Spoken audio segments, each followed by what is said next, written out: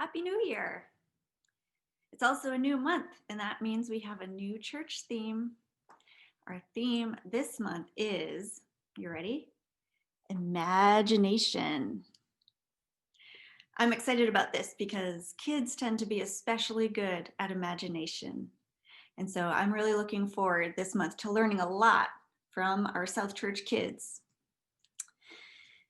So today I wanted to tell you a story about when I used to be a forest kindergarten teacher. And one thing that we used to do a lot in forest kindergarten is tracking. And so we would look for signs of other animals, signs that would show us that other animals had been there. So things like footprints or little pieces of fur or something like a leaf or an acorn that had partially been eaten, nests from birds, any signs that animals had been there. And then it helps us to create the story of who's been in the places we've been, and we can learn a lot from that. So in that program also, we had program elders who are older people who have had a lot of experiences and so have a lot of wisdom that we can learn from. And they're wonderful people. And sometimes also, when we have a lot of experiences, it can make us forget some of the things that are possible.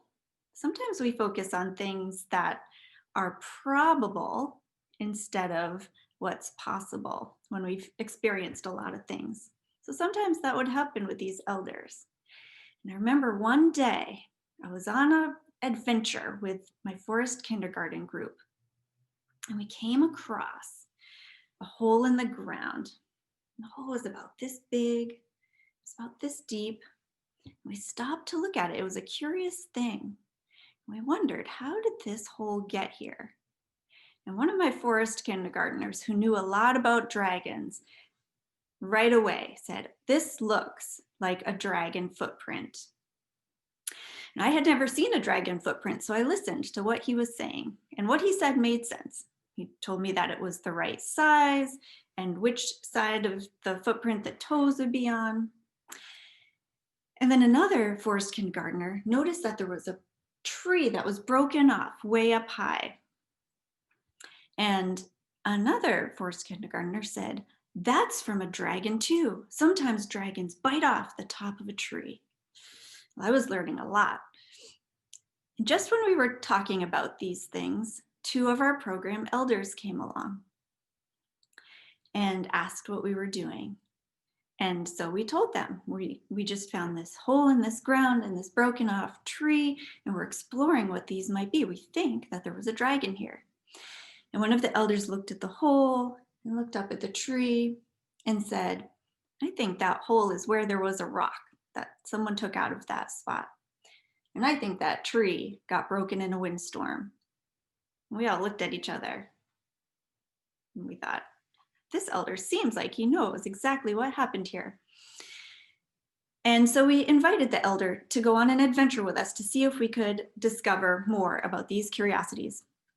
And the two elders said, "Thank you for the invitation, but we have an important meeting to get to with the other elders to talk about important things." So they walked away and we continued our exploration. We talked about if this was from dragons, which way would the dragon have gone? And our forest kindergartners decide that the dragon would have gone south. So we headed in that direction, looking for more clues. And at one point, we found something shiny and green that looked at first like the wrapper from a granola bar. But on careful inspection, we decided it was a dragon's scale. So we knew we were on the right track. We kept following the clues. Found a little piece of burnt wood in one spot, which seemed like a good clue to find a dragon. And a couple of more holes in the ground. One spot where there was a big scratch on a tree, possibly from a dragon claw. And eventually, we came to a little clearing in the forest where there was a fort. And coming out of the top of it, through a little hole, was a little bit of gentle smoke. We were very curious about that. So we went very carefully over We peeked inside. Sure enough, there was a dragon in there. And I got a little scared at first because I didn't know what to expect from a dragon. And the dragon said, "You don't need to be afraid. I'm just making some hot chocolate. Would you like some?" And of course, I did want some hot chocolate, as did all my forest kindergartners. So we went into that little fort, and this very kind dragon was just blowing on the bottom of this hot chocolate pan with their fire and served us a lovely hot chocolate. And we all had a very nice time. And I got to see my very first dragon. And those two wise elders, they missed out on a really wonderful adventure.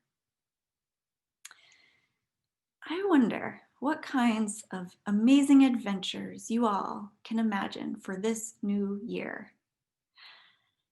Remember not to limit yourself to what you think is possible or probable. Let yourself be open to all things as we go into a new year together. I'm looking forward to adventuring with you. We'll see you soon.